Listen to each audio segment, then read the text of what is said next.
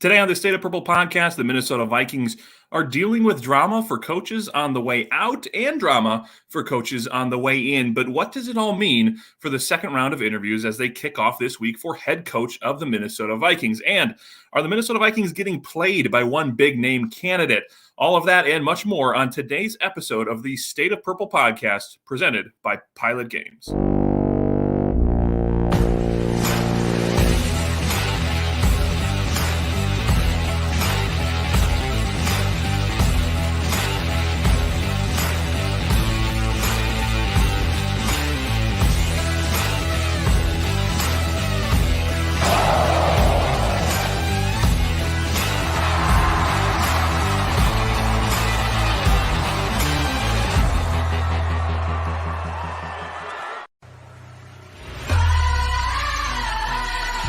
Seconds to go. We need a Minneapolis miracle. Case on a deep drop. Steps up in the pocket. He'll fire to the right side. Off by Diggs. Stay up. Oh my God! 30. No 10. Touchdown! Are you kidding me? Miracle finish. It's a Minneapolis miracle. Oh my God! No way! What a miracle finish! Happy Monday and welcome to the State of Purple podcast, the live, interactive, recorded version of the State of Podcast. Many of you are listening on the podcast. Thank you for subscribing to the podcast. Many of you are joining us in the live stream right now, and we're looking for your interactive abilities. So please feel free to comment on the show below your feed. Wherever you're watching this on social media, please comment. We'll have a Q&A session at the end because Jack Day and AJ Mansour, that's me, that's Jack Day, we're here today to talk about a lot of situations with the Minnesota Vikings head coaching hunt, which has kind of become a bit of a crazy circle right now. Jack, how you doing, my man? I'm doing well. Yeah, it got weirder over the weekend. It feels like too, with some of the Harbaugh stuff, which I know we'll get into. But looking forward to having this wrap up whenever that may be, and then kind of dive into. It feels like these have obviously these have been the main talking points of GM and the head coach, but there's some even more intriguing stuff along this Vikings roster that I know we're going to dive into down the road. And once we get a head coach in the building, I think that'll make that a lot more easier. Yeah. We've talked about, Jack, there's a lot of things that happen in the offseason, a lot of excitement in the offseason. Only two teams get to go to the Super Bowl, right? We know who those two teams are now, the Bengals and the Rams. So we have that there. Every other team is now doing what we're doing, speculating, rebuilding, some teams more than others. And the Minnesota Vikings are one of those teams because they're looking for the general manager, which they now have in place. But now it goes on to the head coaching position. And Jack, as you mentioned, it got weird over the weekend. It's been weird. We had the drama last week. Well, we don't need to break it down, but the drama with the former head coach whose girlfriend is now sticking up for him and fighting the battle with Rick Spielman, the former general manager. I don't think we've heard the end of that, so stay tuned there because there's certainly going to be more coming from that side of the drama. But the drama for the coaches coming in, we have what we thought last week was a list of 3 candidates. We've now learned is maybe 4 candidates for the finalists, the second round of interviews for the Minnesota Vikings and their head coaching position. But Jack, before we get to that, let's look around the league. There were 9, I believe, head coaching vacancies. 8 originally, and then the Saints opened up and became the 9th team. 4 of them have been filled. 4 of them have been filled. Yes, the Denver Broncos, Nathaniel Hackett, Packers offensive coordinator. The Chicago Bears hired Matt Eberflus? Do you know how to say that one? I think it's Eberflus. I think that sounds right. I'm not 100% sure on that, but we'll go with Eberflus, the Colts defensive coordinator. Then the New York Giants hired Bills offensive coordinator Brian Daboll. The Las Vegas Raiders, the most recent, this is just a report, but it seems pretty accurate that they're going to hire Josh McDaniels, the Patriots offensive coordinator. So that leaves 5 openings, Jack. The Jacksonville Jaguars, Miami Dolphins, Houston Texans, New Orleans Saints, and the Minnesota Vikings. Now, the most recent situation that we saw pop up this last week, it came up last week. It kind of seemed, this was there. It was an opportunity. We had heard that Jim Harbaugh, the coach of the University of Michigan, was interested in coming back to the NFL. Last week, we started hearing that he might be interested in coming back to the NFL with the Minnesota Vikings. Then we heard on Friday that he was having an interview Friday night with the Minnesota Vikings. It's an interesting situation that maybe we'll have to pump the brakes on a little bit because it sounds like that was an exploratory phone call whatever that means. Not an official interview, but he does have an official interview scheduled with the Minnesota Vikings this week. Give me your two cents real quick, and your thoughts on Jim Harbaugh becoming the potential head coach, of the Minnesota Vikings. Yeah, this is where things got weird, obviously, with the Harbaugh news. And it was just, I was at the point where I wasn't going to be surprised if Harbaugh was hired as the head coach over the weekend. Everything moved so quickly. It just felt different compared. And you just went through that list too. I know PA, there was some Hackett steam earlier in the week last week. Other than that, the Vikings really haven't had any of their quote unquote guys poached away from them, which is a good thing, I think, obviously. Jeremy Fowler of ESPN said during that conversation, from what he understood, there was some legitimate interest from Harbaugh getting to the NFL. And personally, if you're a follower of this Minnesota Vikings team, I know there's something just about the Harbaughs in general. It's Jim and John, both of them, where it feels like they don't necessarily fit in with that Minnesota nice culture. I don't care. I don't think we necessarily need that. There's been a lot of reports of people saying, well, everyone wants a players type coach, and that's not what Harbaugh is. I don't know if I fully agree with that.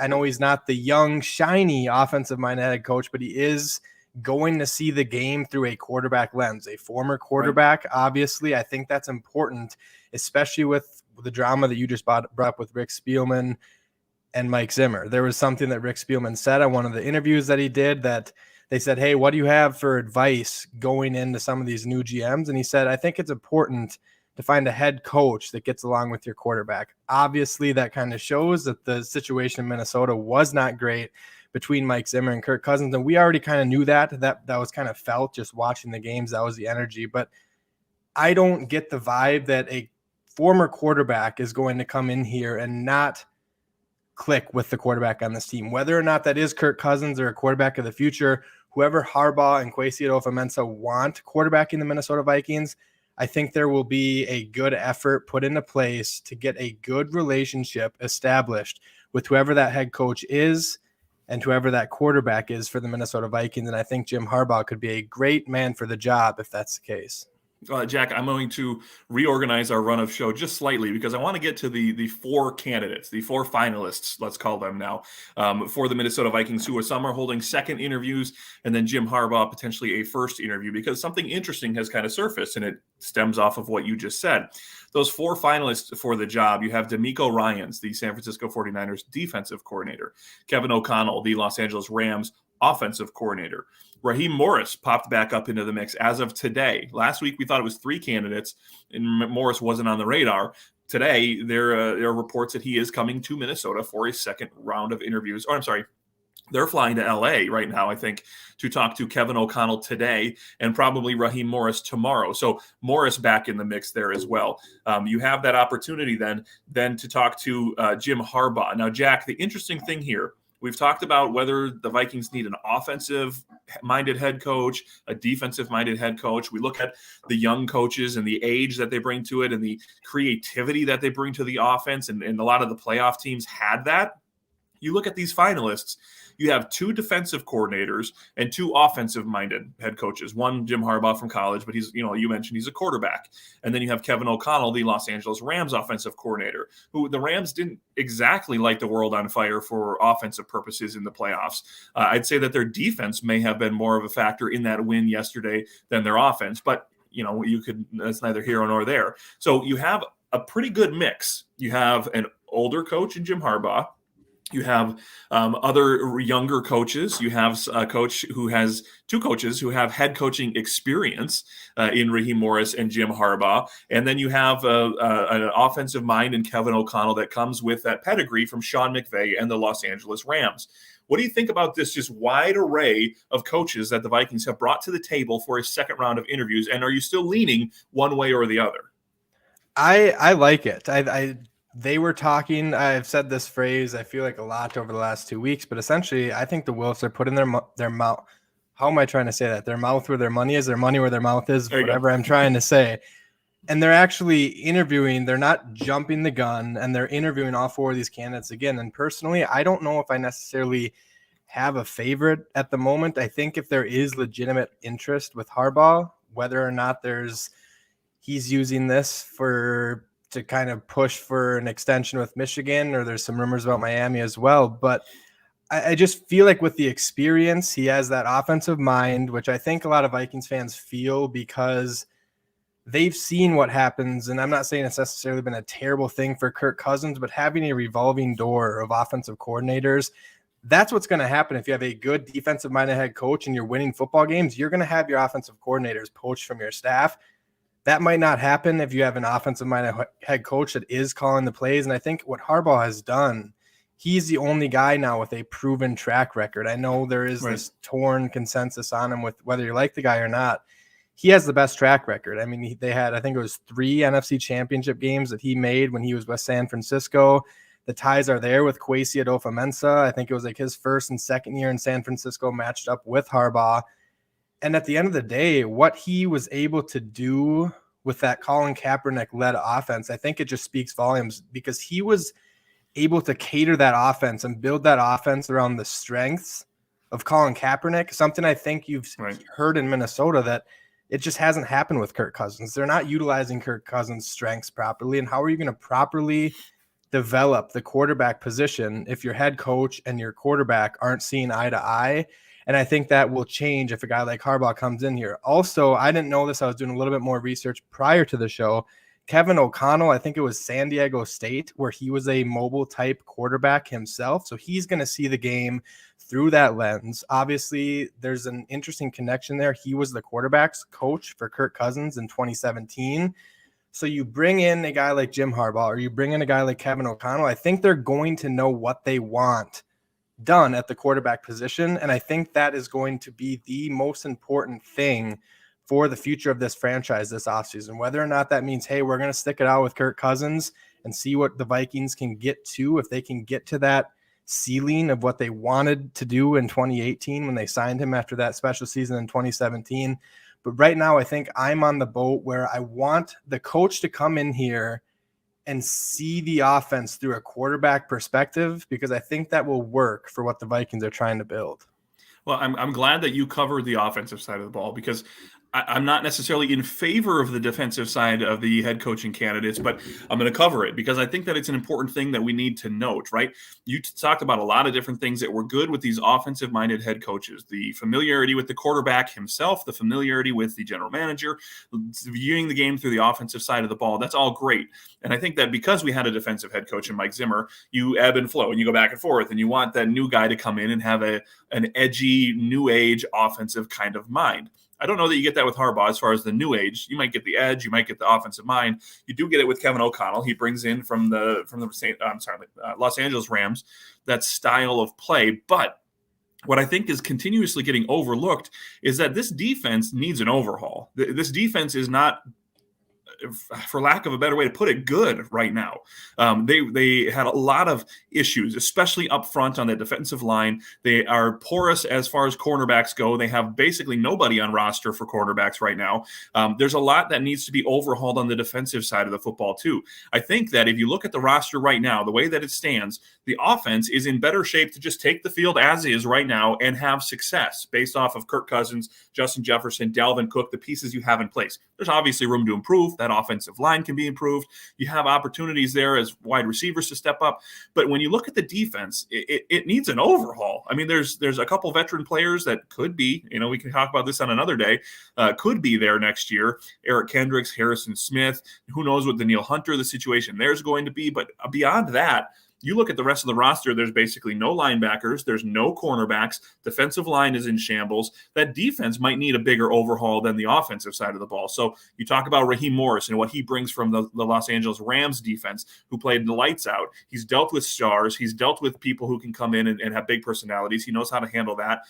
Picked up the game and ran with it as soon as he took over that job. And then you have DeMeco Ryans as well, who has a team that probably overperformed throughout the entire season, but certainly into the playoffs, and got themselves into an NFC championship game primarily because of their defense, right? The San Francisco offense wasn't lighting the world on fire. So I'll put the argument there for the defensive coaches, where a couple weeks ago I was all about the offensive guys. Is bring in a new age offensive guy. We need that breath of fresh air.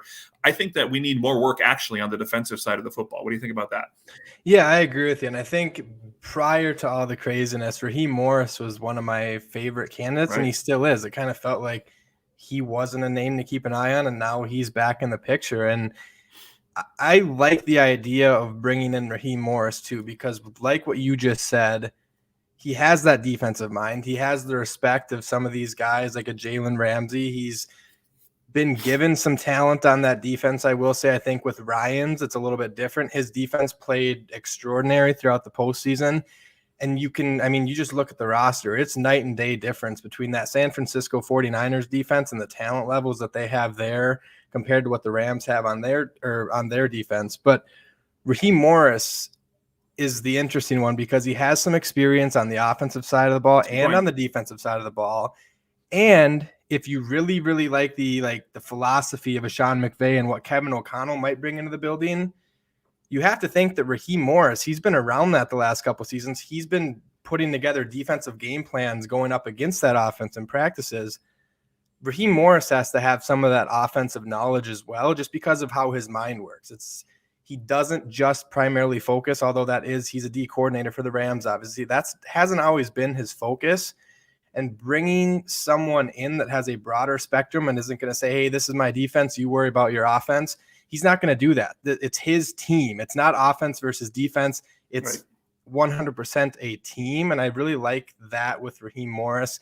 But again, with Ryans, it's hard to watch that film from the Green Bay Packers game and be like, not take a step back and be like, maybe he should be the head coach of the Vikings as well, because he just went into Lambeau Field, something that, the Vikings have done on and off in the Mike Zimmer era, but it hasn't been in the playoffs, where he pitched a shutout essentially. Jimmy Garoppolo, the entire 49ers offense, didn't score a touchdown, and that defense still found a way to win that game. And at the end of the day, there's 4 candidates, and I'm in the boat personally where if it were announced tomorrow that either of the 4 were hired, I don't feel like the Minnesota Vikings can go wrong.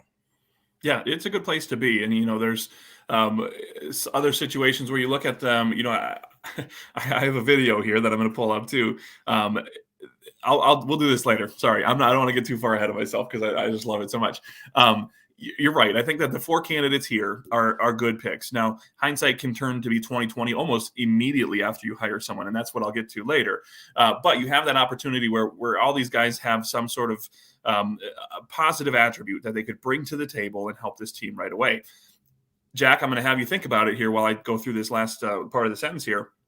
Rank those options for me, if you could, because for me, I think that I go Raheem Morris at the top for the reasons you just laid out. I then would go Kevin O'Connell, DeMeco Ryans, and Jim Harbaugh.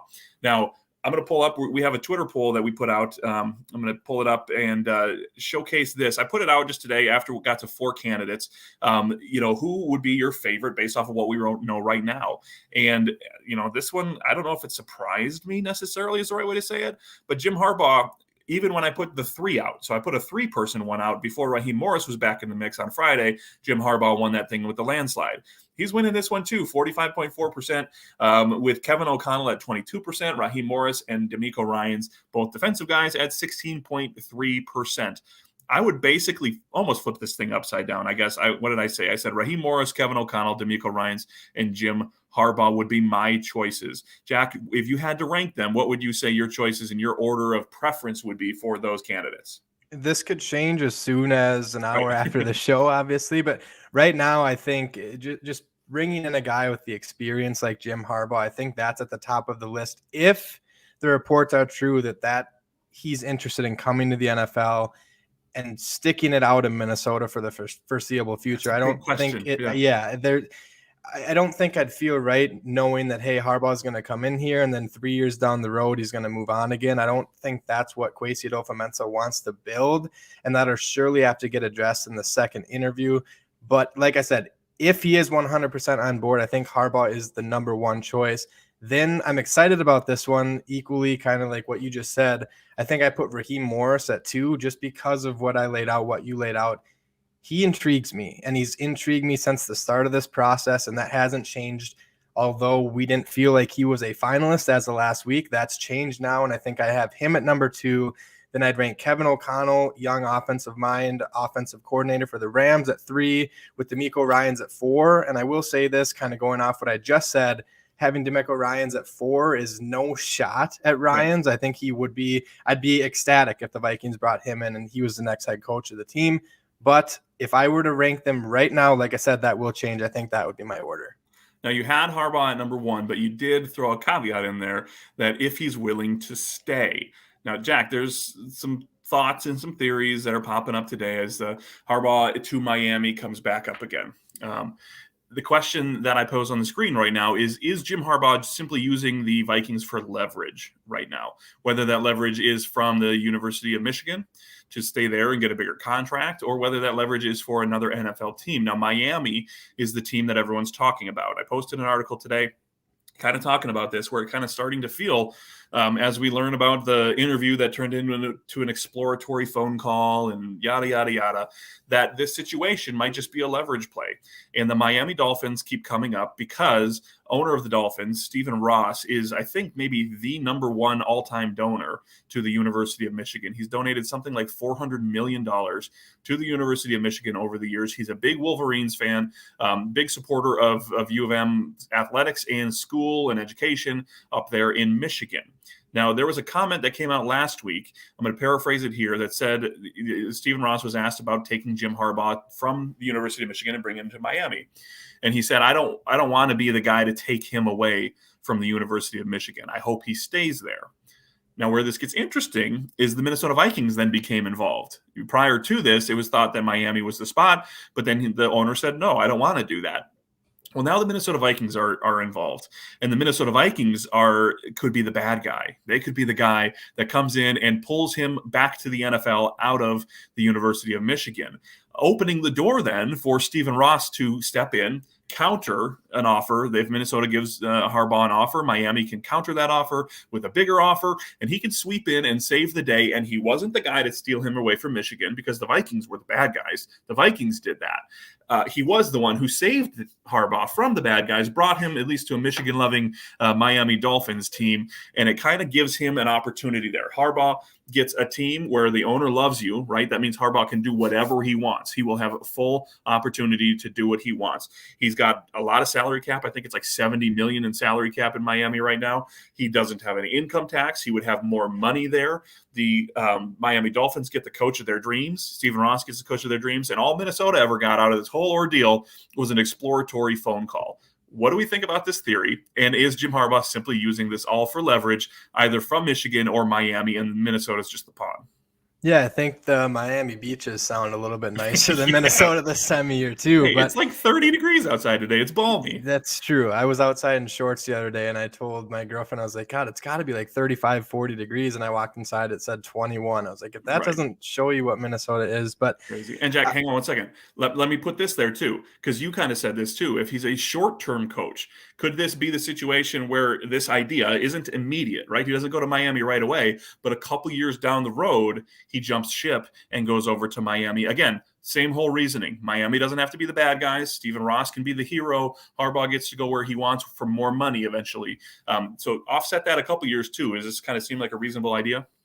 Yeah, and I don't think if that were the case, say Jim Harbaugh comes in and coaches for 3 to 4 years in Minnesota, wins a Super Bowl for the Vikings, it doesn't matter what he does after that moment. If that were the case, there's going to be a statue built outside of US Bank Stadium, regardless of where he goes afterwards. But it's definitely something that's interesting, and I think Kwesi Adofo-Mensah and like that hiring team that the Vikings have, it's certainly something they're going to have to take into consideration, because if you hire a guy like Kevin O'Connell or Raheem Morris, I think you have a better feeling that that is going to be your guy long term. And I don't get that feel with Harbaugh, just because he has bounced around. He went from San Francisco to Michigan, where I know there's a couple other spots before he moved or jumped to San Francisco as well. Stanford, but yeah. I don't know if Minnesota is the end goal for anyone that's coaching in the NFL, and people that live in the state of Minnesota, you and myself included, probably don't want to hear that. But I think that's something that the new GM has to really kind of hone in and ask himself, hey, do we want to bring in someone with the most experience, knowing that he could be out the door 3-4 years down the road? Or do you want to take a chance on a guy like Kevin O'Connell, where it will be his first chance as a head coach in the NFL? But if he hits, that's going to be a lot better for the state of the franchise, because I think you're talking about an extension 3-4 years down the road, rather than, hey, does Harbaugh want to go back to Michigan, or does he want to go to Miami or something along those lines? This is all speculation, obviously, but if you hire a coach like Jim Harbaugh, the speculation is bound to follow. Right. Yeah, no doubt. Hey, we got a couple more minutes here. We're going to touch on a couple topics, and then we'll go to a Q&A session. So if you are live streaming with us right now and have a thought or a comment or a question on the head coaching search or any state of the Minnesota Vikings or the state of purple, please throw it in the chat now, and we'll get to it in just a few moments here. Jack, a couple things we want to note real quick. Kirk Cousins was named to the Pro Bowl, an injury replacement for Aaron Rodgers. I believe it's the third Pro Bowl for Kirk Cousins. Good honor for him. I think he'll have a great time is it in Las Vegas this year? I'm not sure. That's a good question. Wherever it is, the warm weather vacation will be good for Kirk, but makes his third Pro Bowl. He earned it, I believe, and no matter how you feel about it, he was next in line to be a Pro Bowl quarterback. Yeah, and most importantly, I think for the Vikings' new GM, one, it's good because it shows that Kirk Cousins had a fairly legitimate, decent season. And two, if that's not the quarterback of the future, I think that might kind of raise his trade bait a little bit. Maybe that's not the case, because the Pro Bowl, I think it has become, I don't want to say laughing stock, because that just sounds kind of mean, but you see guys like Andrew Wiggins that are making it as NBA all-star starter. The fan voting stuff, missing straight up all-pro type talent, not getting in the Pro Bowl, it just doesn't add up. But at the end of the day, it is another honor. I think Kirk Cousins gets a nice little raise because of that, if I have to guess. I think there's Pro Bowl incentives in all their contracts. But yes, that is something that we had to talk about. I know it wasn't our favorite talking point of the day, but Kirk Cousins, quarterback of the Minnesota Vikings, is indeed heading to whatever you said it was, his third or fourth. I almost said Super Bowl there. Obviously incorrect. Man. Third or fourth Pro Bowl, excuse me. Pro Bowl. Yes. And, one thing to note as well, you kind of mentioned the trade bait and how this might up the trade bait. This may not up the trade bait all that much. Could. But what could really up the trade bait, and our friend and cohort Dustin Baker over at Vikings Territory actually posted an article about this today, is the fact that Matthew Stafford is in the Super Bowl. So a proven record for a team who may just be one quarterback away. A guy who, when he was in Detroit, was thought to be all numbers, a fantasy quarterback that couldn't get wins, couldn't get his team to the next level. Sound familiar, Kirk Cousins haters? Transferred to a different team, an opportunity where they thought they were just a quarterback away. Ultimately ends up is maybe one of the missing pieces. They made some other moves, obviously, but one of the missing pieces that gets that team to the Super Bowl. So whether it's the value that you get back in a potential trade for Kirk Cousins, or maybe just more interest in a guy like Kirk Cousins, if we're looking to get out of that contract and another team is feeling like they're a quarterback away, Kirk Cousins might be an opportunity for them to do that.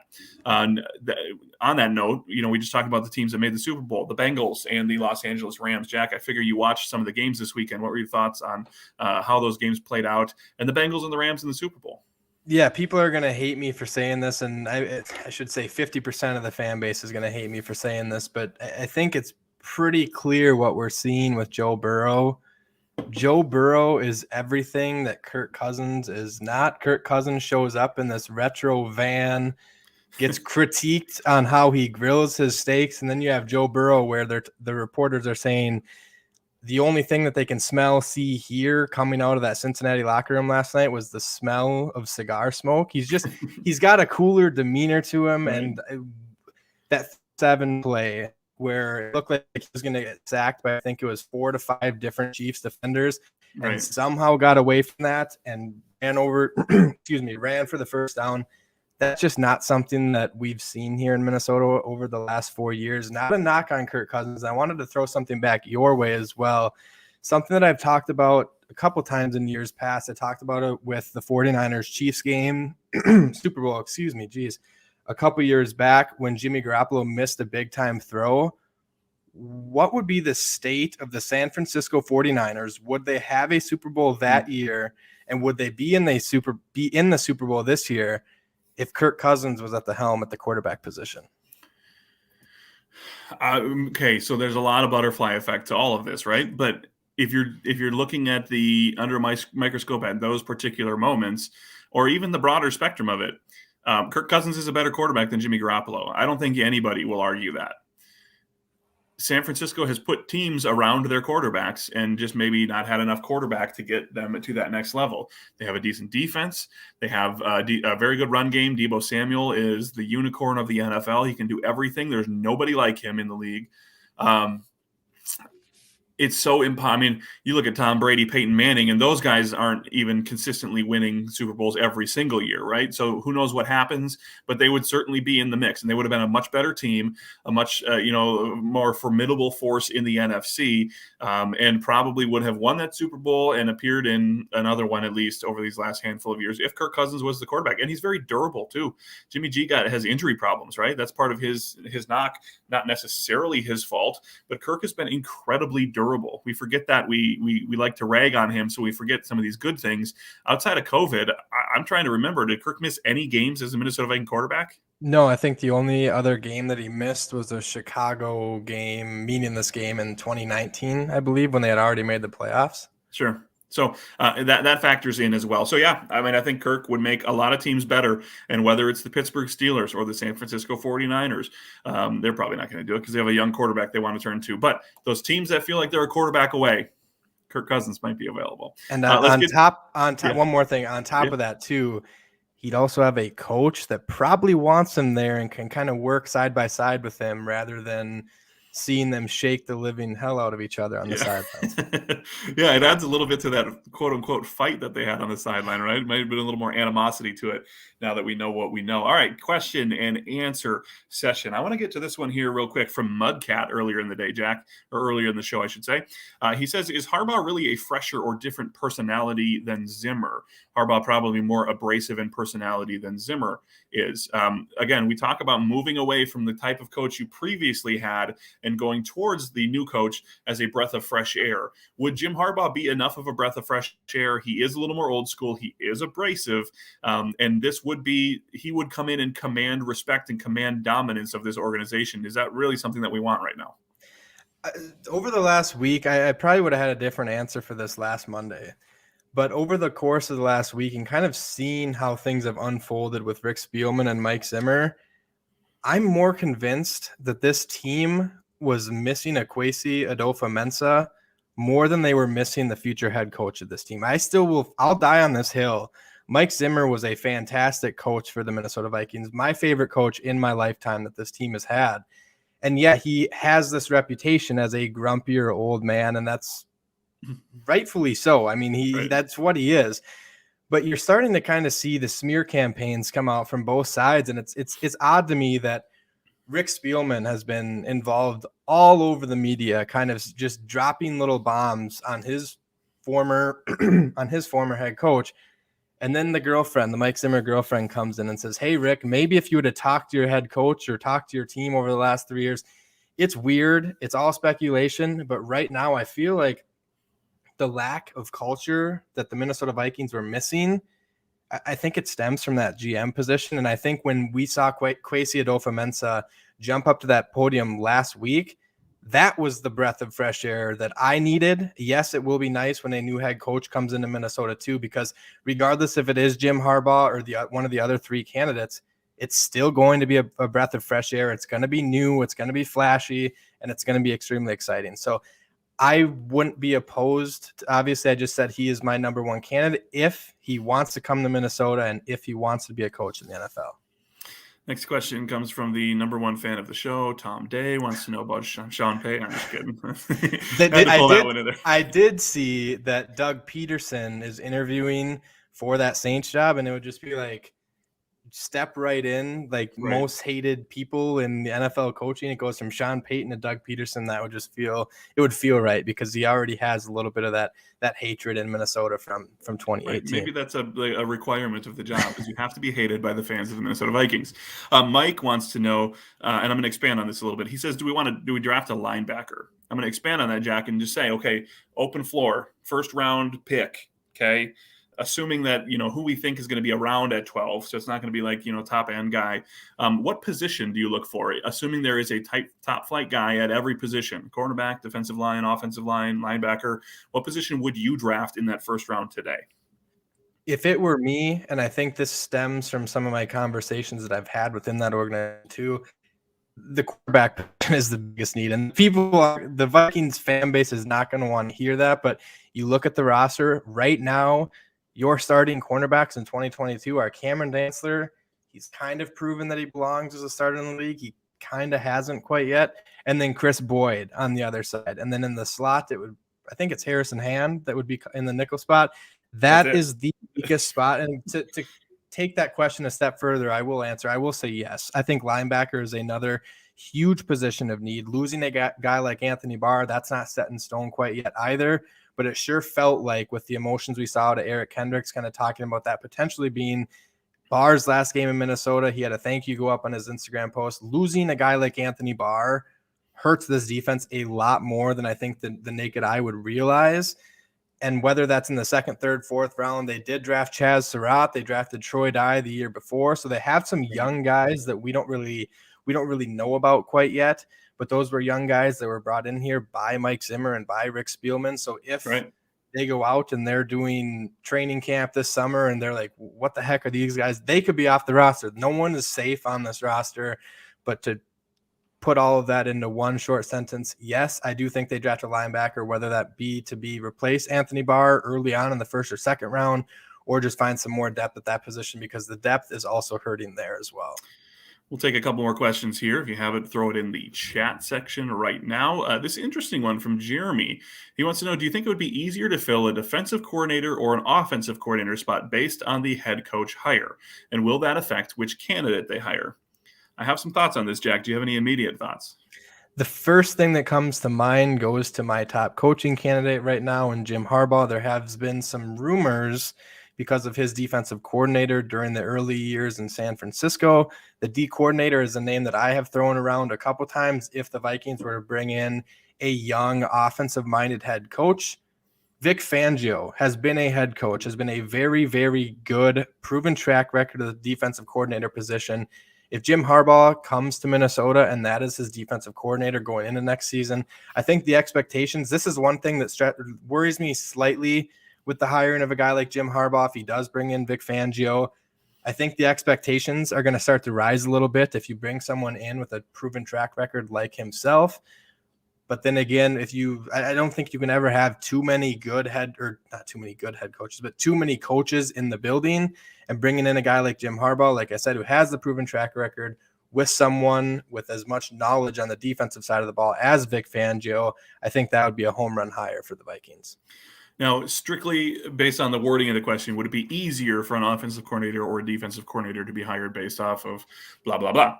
I don't think it matters for who the head coach is necessarily, but I think it's easier when you look at this roster for someone to come in and want to be an offensive coordinator on this team.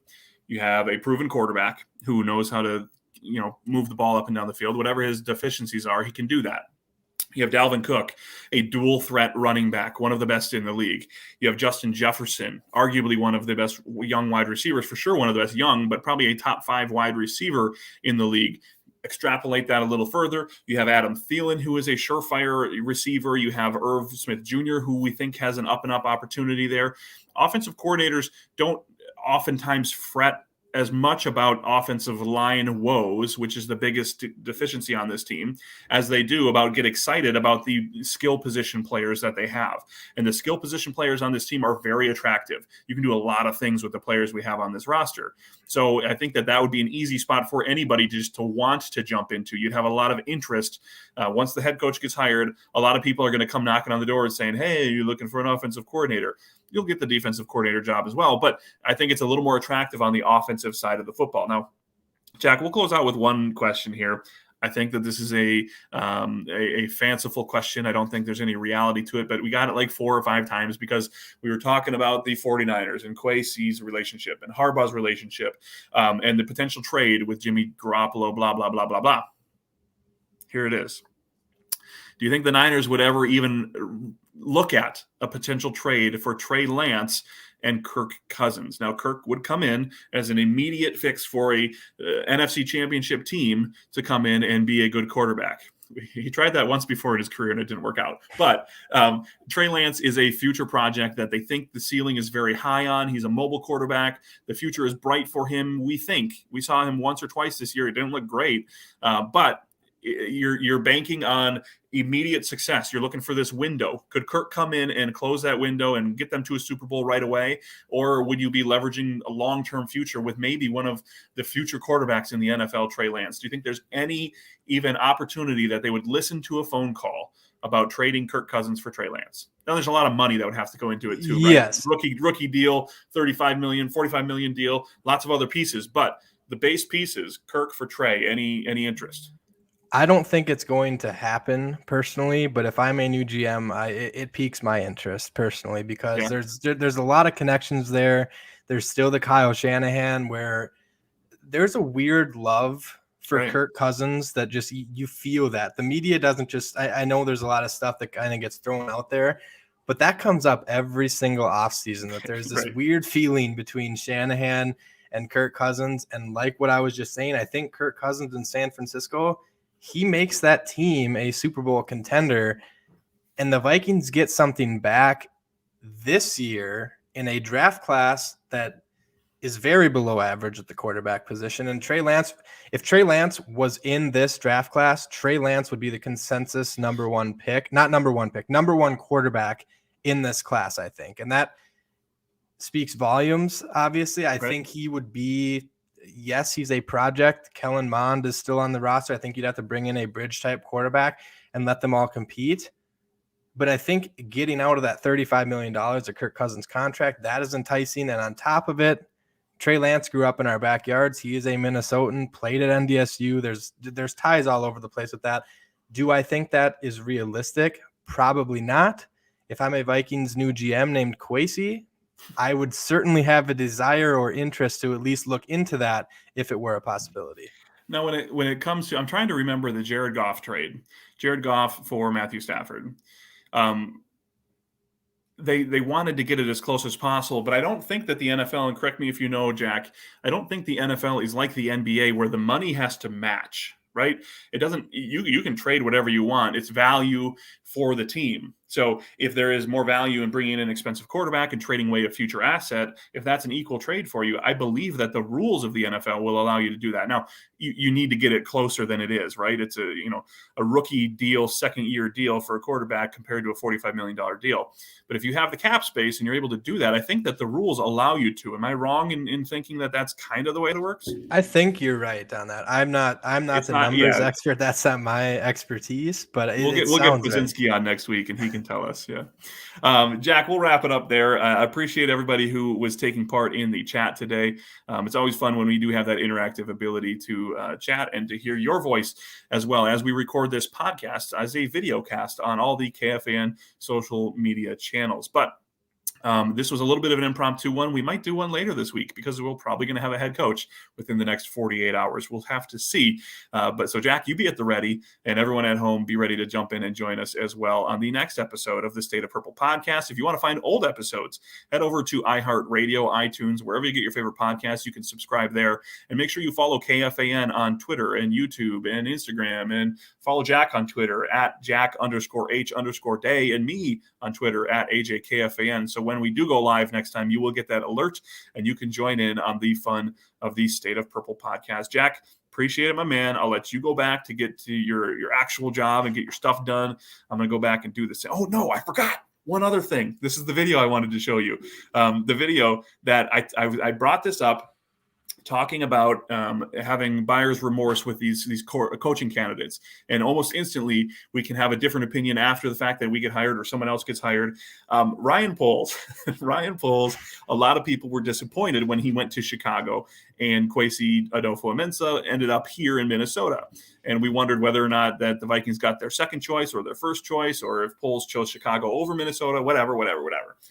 We don't know where these guys are going to end up. We don't know behind the scenes what these guys can do yet. But when it comes to in front of the scenes and it comes to the press conferences, I would give Kwesi Adofo-Mensah the win as far as the introductory press conference. But But Ryan Poles, who we all thought was the coming from Kansas City was the guy we wanted, did go to the podium, and he had these words to share that are kind of like fighting words. So he's going to go for about 20 seconds here, but then he drops a bomb at the end of his press conference that I think is going to be bulletin board material, not only for the Minnesota Vikings, but the Packers and the up-and-coming Lions for years to come. Check this out. What am I about, and what's my philosophy?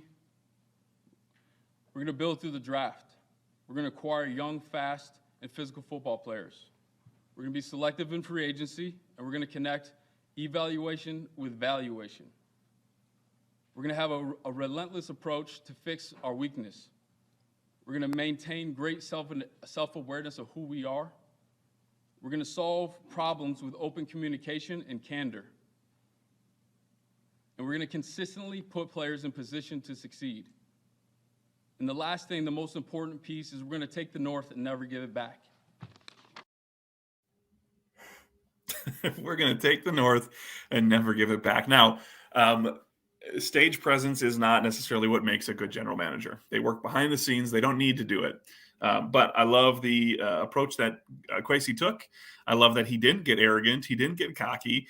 He went up there to do his job. He spoke to it and didn't drop a bomb at the end of his prepared opening statement. What do you think about that, Jack? Yeah, I also like the fact that he knows what his philosophy is in his mind. He doesn't have to write down a couple sentences and say, hey, you know what? Right. We're going to draft good players and we're going to go at free agency hard. I would hope any GM coming into a new organization would say those things. But again, like you said, you don't need to say it in the public, though. You can say it to your team in the locker room, whatever. When you say it in the public, I think that it comes off corny. It comes off as abrasive, like we've talked about with some of the coaching candidates. Do things like that. I think back to Tim Brewster coming back and saying he's going to take the Gophers to the Rose Bowl and do these things right away. Like that, just talk is cheap, and if you can't back it up, I'd much rather prefer some guy to come in and be intellectual and that's what we want in a general manager. We don't need a guy who's going to come and pick our fights. So the fact that he comes in and does these things, again, it's like day 4 in both of these guys' tenure with their teams. I very much am glad that we got Kwesi, they got Ryan, and I didn't necessarily feel that way the day that it came right away. Yeah, I agree. And like I said, it seems so artificial that it has to be written down. He's saying all the things that I think you and I would say if we went up there, because we wouldn't know any better. We wouldn't know what we're supposed to say. Again, want to reiterate what you just said. That doesn't mean that down the road, we're going to look at this 3-4 years down the road and say, you know what, Kwesi Adofo-Mensah is by far, this still could be the case, but who knows? They're going to have to still do a lot of things, have good drafts, have good free agency cycles. We'll readdress. I'm sure we'll talk about this down the road again, but yeah, I am on board with what you just said. It just rubbed me the wrong way. It felt awkward, super cheesy, kind of corny. Throw all the weird words like that you can find at it, because that's how I felt about it. And I am with you. I am happy that Kwesi Adofo-Mensah is the GM in Minnesota. Well, for those of you who are still with the video version of this podcast, I'm going to pull up this picture, Jack. We've used this before. This is a drawing that my buddy put together for a T-shirt to show the true kings of the North, the Vikings sitting on the throne with the lions on a chain and the bearskin rug and the sword through the cheese head. So the true kings of the North. I think that the tides are turning, Jack, and the Minnesota Vikings might have something to say to Ryan Poles about taking the North and never giving it back. All right, Jack, we will wrap it up there. Thank you for everyone who stuck with us through that little ending, the double ending and the double goodbye. For Jack Day, I'm AJ Mansour. This is the State of Purple podcast, and we'll probably see you next week, later this week for another episode as we get, more info on this coaching position. So thank you. We'll talk to you later. 10 seconds to go. We need a Minneapolis miracle. Case on a deep drop, steps up in the pocket. He'll fire to the right side. Off by Diggs. Stay up.